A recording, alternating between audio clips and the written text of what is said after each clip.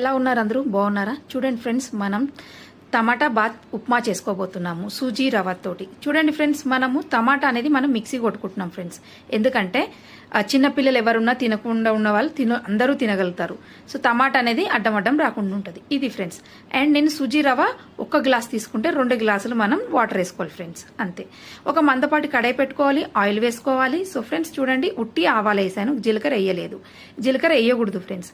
మనకి ఏమేమి పప్పులు ఇష్టమో అవన్నీ వేసుకోండి. కాజు, పల్లీలు అండ్ ఫ్రెండ్స్ శనగపప్పు, మినప్పప్పు, నేను పెసరపప్పు కూడా వేసాను. మన బుధుడు మన గ్రహంలో మంచిగుంటాడు కాబట్టి. ఇది బుద్ధిగానం కూడా ప్రసాదిస్తాడు బుధుడు. పెసరపప్పు వేసాను. సో చూడండి ఫ్రెండ్స్, ఇలా అన్ని 1 by 1 వేసుకోవాలి. నేను చెప్పకపోయినా మీకు అన్ని తెలుస్తున్నాయి.